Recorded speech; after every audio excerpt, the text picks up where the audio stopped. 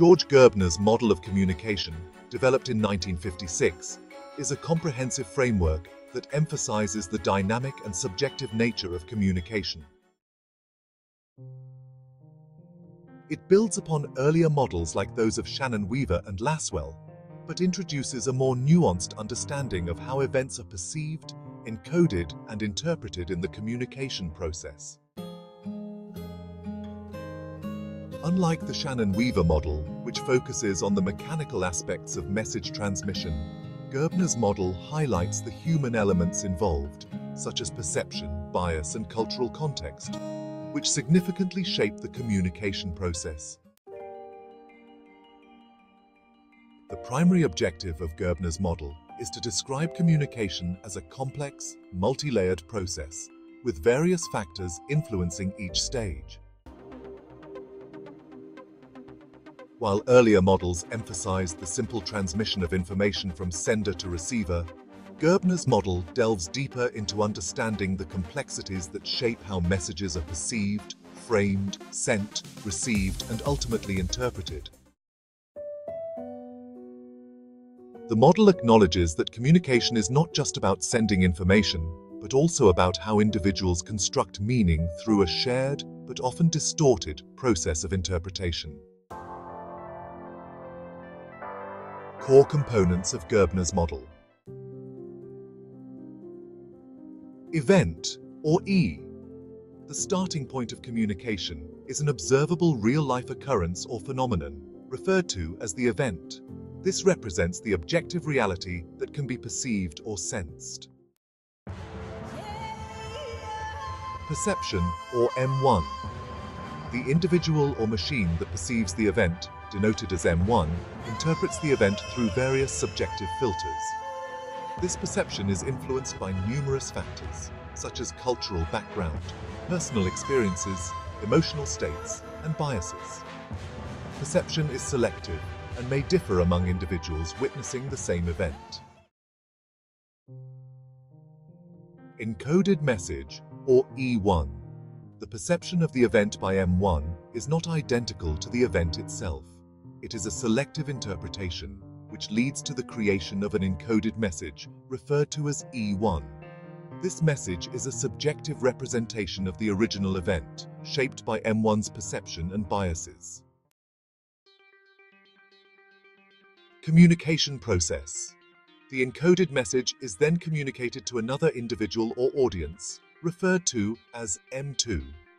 M2 will decode the message based on their own perceptions, experiences, and biases, which may differ from those of M1. This dynamic of encoding and decoding emphasizes the potential for miscommunication. Final interpretation, SE1. The final stage in the communication process involves M2 interpreting the received message. This interpretation, referred to as SE1, may differ significantly from what M1 intended, highlighting the risk of misunderstandings due to differing perceptions between sender and receiver. Two dimensions of Gerbner's model. Gerbner's model of communication introduces two distinct dimensions that help further explain the complexity of the communication process. Perceptual dimension, or the sender's frame of reference, focuses on the subjective nature of perception, particularly how the sender interprets the event before communicating it. Gerbner emphasized that before a sender can communicate, they must first perceive or become aware of an object, event, or situation. This perception is shaped by personal and contextual factors, making it unique to the individual. Key elements of this dimension include selection, where individuals or machines filter and select specific aspects of an event based on their interests, needs, or biases. The result is a perceived event that may not fully represent the original event. Context is another crucial factor. The context in which the event occurs significantly influences how it is perceived. For example, social, cultural, or situational contexts can lead to varying interpretations of the same event. Availability also plays a role. Personal attributes such as mood, attitude, culture, personality, and cognitive abilities affect what information is accessible to the perceiver. These factors illustrate that perception is subjective and can vary widely among different individuals. In the means and control dimension, Gerbner focuses on how messages are constructed and transmitted. This dimension highlights the sender's role in encoding the message and the control they have over the communication process.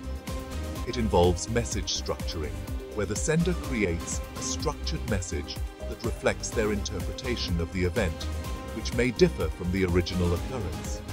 This process involves filtering, framing, and organizing the information in a way that aligns with the sender's understanding. Control over channels is also essential. The sender has control over the communication channels or media used to transmit the message. The choice of channel can influence how the message is delivered and received, potentially affecting its interpretation. For example, messages conveyed through television, print, or social media might reach audiences differently due to the characteristics of the medium. This dimension underscores the complexities involved in communication and the ways various factors, such as the sender's framing and channel selection, can distort or alter the intended message. Implications of Gerbner's model. Gerbner's model has several important implications, especially in understanding media effects and the role of communication in shaping societal values. Some key implications include understanding media effects. Gerbner's model provides a framework for analyzing how media content can influence public perceptions and societal values. By focusing on the interpretation of media messages, the model helps explain how mass media can shape beliefs and attitudes over time. Cultural context. The model highlights the importance of cultural context in communication. It helps us understand how media messages reflect, reinforce, or challenge dominant cultural ideologies, contributing to the social construction of reality. Longitudinal research. Gerbner's model encourages longitudinal studies to assess the cumulative impact of media on perceptions over time. This is particularly relevant in understanding the long-term effects of media exposure on individuals and society. Policy relevance. Gerbner's work is relevant to discussions about media diversity, representation, and regulation. The model informs policy debates by highlighting structural factors, such as control over communication channels, that influence the content and impact of media messages. Limitations of Gerbner's model. Despite its comprehensive nature, Gerbner's model has certain limitations. Complexity. The model's emphasis on perception, context, and message construction can make it too complex for analyzing simple or routine forms of communication, where feedback and perception may be less significant.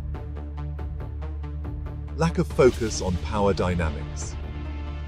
While the model addresses perception and bias, it does not deeply explore power dynamics, such as the socio-political factors that can influence communication.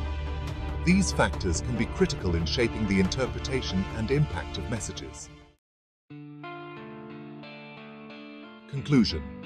George Gerbner's model of communication offers a detailed and nuanced framework that highlights the complexities inherent in the communication process. By emphasizing the role of perception, context, and cultural influences, Gerbner's model illustrates how communication is not simply about transmitting information, but involves interpreting and reconstructing messages.